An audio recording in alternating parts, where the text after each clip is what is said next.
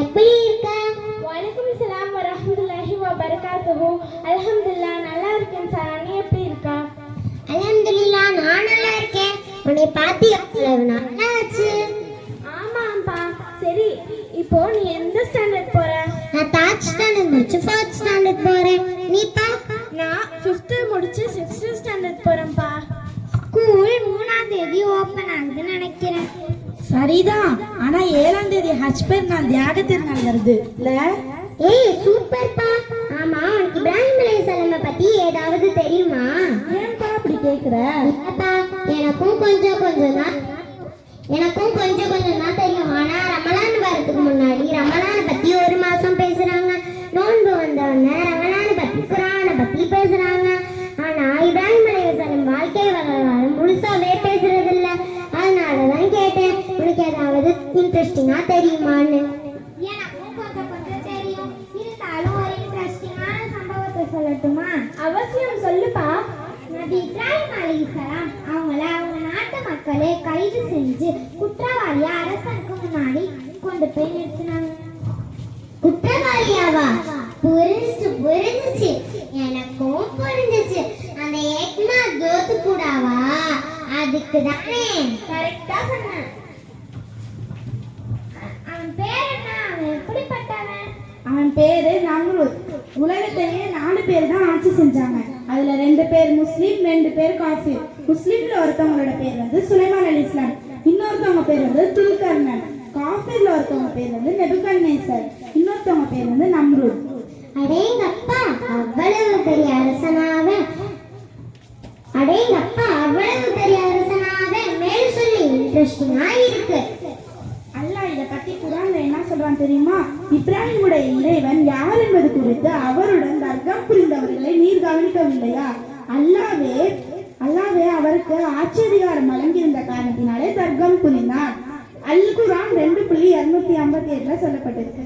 Super Aadhira, குர்ஆன் வசனத்தை எவ்வளவு அழகா மனப்பாடம் பண்ணி வச்சிருக்கா. மாஷா அல்லாஹ், இன்ட்ரெஸ்டிங்கா இருக்கு. மேல சொல்லு. அல்லாஹ் விசாரணைங்கிற பேர்ல நம்ரூத் வந்து அல்லாஹ்வை பத்தி தர்க்கம் புரிய ஆரம்பிச்சான். உன் இறைவன் யார்? அவன் எப்படிப்பட்டவன்? அதுக்கு நபி இப்ராஹிம் அலைஹிஸ்ஸலாம் வந்து ரொம்ப பொறுமையாக பதில் சொன்னாங்க.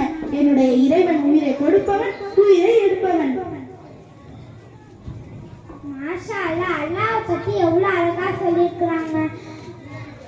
அதுக்கு அந்த கொடுங்கோல் அரசன் நம்ரூத் ஒண்ணுமே சொல்ல முடியாது. அதுதான் இல்ல, அவன் கொடுங்கோல் அரசன் இல்லையா? அவன் வந்து இத பத்தி அல்லாஹ் குர்ஆன்ல என்ன சொல்றானா? நபி இப்ராஹிம் அலைஹிஸ்ஸலாம் குர்ஆன்ல சொல்றாங்க, எவர் வாழ்வையும் மரணத்தையும் அடைக்கிறாரோ அவரே என்னுடைய இறைவன். இதுக்கு அவன் வந்து ஒரு கைதியை கூப்பிட்டு கொலை செஞ்சிடறான், இன்னொரு மரண தண்டனை கைதியை கூப்பிட்டு விடுதலை செஞ்சிடறான். இவனெல்லாம் ஒரு மனுஷனா, அரசனா? இனிமேதான் வெரி இன்ட்ரெஸ்டிங்கா இருக்க போகுது. அவன் வந்து என்ன,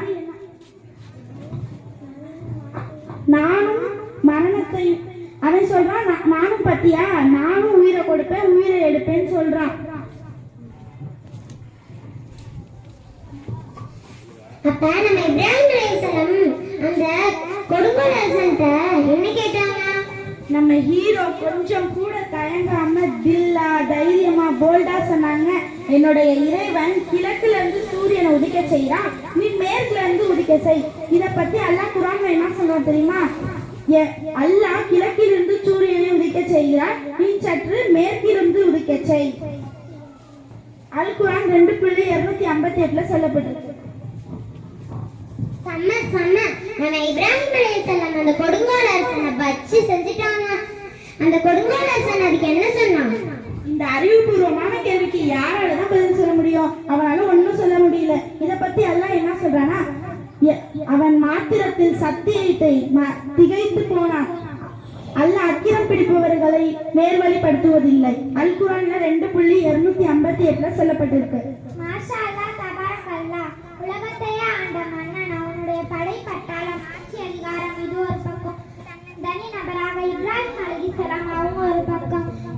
இப்படிப்பட்ட ஈமானிய உறுதி இஸ்திகாமத். அல்லாஹு அக்பர், அல்லாஹு அக்பர், அல்லாஹு அக்பர்.